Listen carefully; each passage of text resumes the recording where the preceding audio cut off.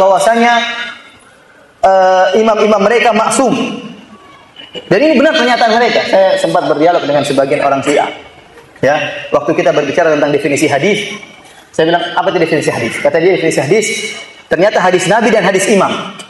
Kalau kita umat Islam, adanya Al-Quran dan hadis Nabi. Karena hanya Nabi yang maksum.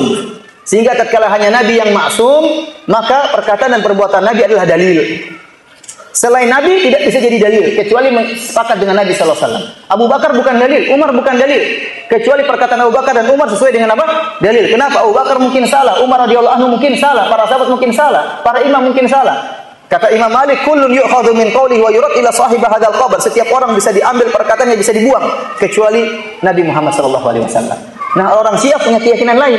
Kata mereka, imam-imam juga apa? Maksum. Sehingga dalam buku-buku mereka, dalam buku-buku hadis mereka, seperti Al-Kafi, ya, Lil Kulaini, seperti Biharul Anwar, karangan Al-Majlisi, apa namanya, buku-buku mereka yang lain, ya. Yang mereka cantumkan hadis-hadis bukan cuma hadis Nabi cuma sedikit. Kebanyakan imam ini bilang ini, imam ini bilang ini, imam ini bilang ini, imam ini bilang ini. Padahal Allah berfirman, "Fa in tanaza'tum fi syai'in farudduhu ila Allahi war Rasul." Kalau kalian berselisih, kembalikanlah kepada Al-Qur'an dan apa? Sunnah. Sunnah Nabi maksudnya, kepada Rasul. Ternyata mereka harus tambah, war Rasul dan para imam harusnya. Makanya saya bilang sama dia, kita nggak bisa nyambung kalau bikin caranya. Kenapa kita tidak bisa nyambung sama Ahmadiyah? Karena sumber hukumnya berbeda. Kita punya Al-Quran, kita punya hadis. Ahmadiyah, Al-Qurannya lain, sudah ada tambahan. Bagaimana kalau mau khilaf, bagaimana mau nyambung? Kalau kita mau cari titik temu, harus ada sumber hukum yang sama kita sepakati. Baru kita merujuk ke sumber hukum yang kita sepakati. Nah, kalau sumber hukum sudah tidak kita sepakati, gimana mau nyambung? Al-Quran kita sama, hadis Nabi oke.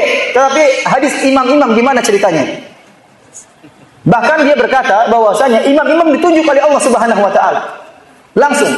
Jadi Allah menunjuk setelah Nabi meninggal harus imamnya Ali bin Abi Thalib. Setelah Ali bin Abi Thalib harus imamnya Hasan.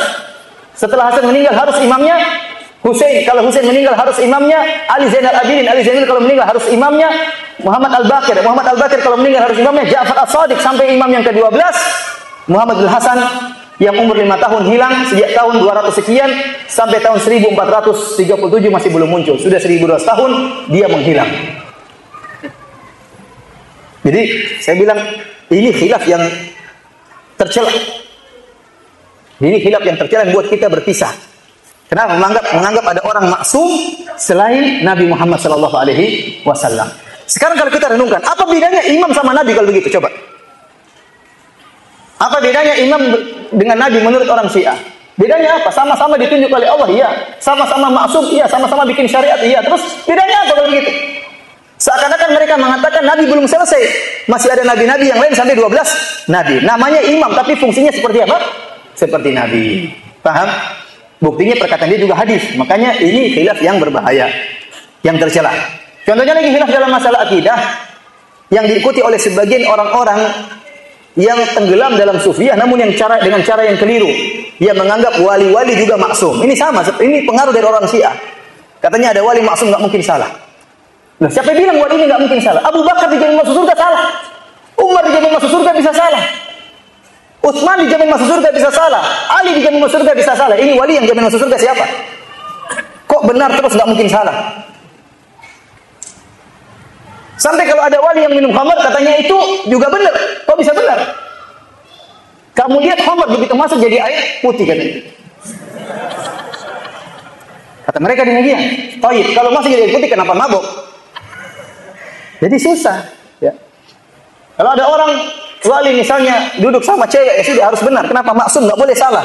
Kalau dibilang salah berarti jatuhlah kewaliannya. Saya bilang syaratnya harus jadi wali tidak boleh salah. Dari mana dalilnya? Ini kesalahan yang berbahaya.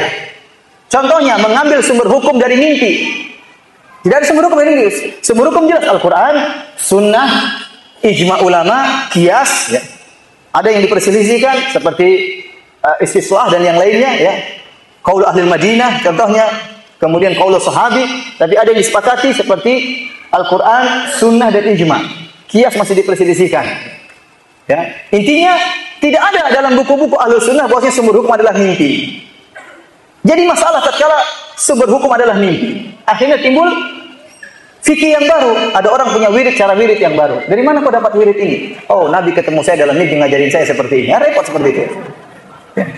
Ada yang lebih parah, bukan ketemu Nabi dalam mimpi. Saya lagi tidur, Nabi datang ngajarin saya wiridan. Ya, repot seperti itu. Sehingga firman Allah, "Al-yauma akmaltu lakum dinakum," pada hari ini aku telah sempurnakan bagi kalian agama kalian, tidak jadi batal. Kenapa? Agama belum sempurna, masih ada wirid-wirid yang belum diajarin. Ini seperti ini bukan sumber hukum, bukan cara beristidlal. Atau yang menggunakan istidlal dengan kasus. Tiba-tiba dia merasa ada diungkapkan oleh Allah begini-begini, timbullah firqah batiniyah. Ada tafsir-tafsir batin yang tidak pernah diajarkan oleh Nabi sallallahu alaihi wasallam. Maksud saya ini khilaf-khilaf seperti ini adalah khilaf-khilaf yang tercela dan menimbulkan timbulnya firqah-firqah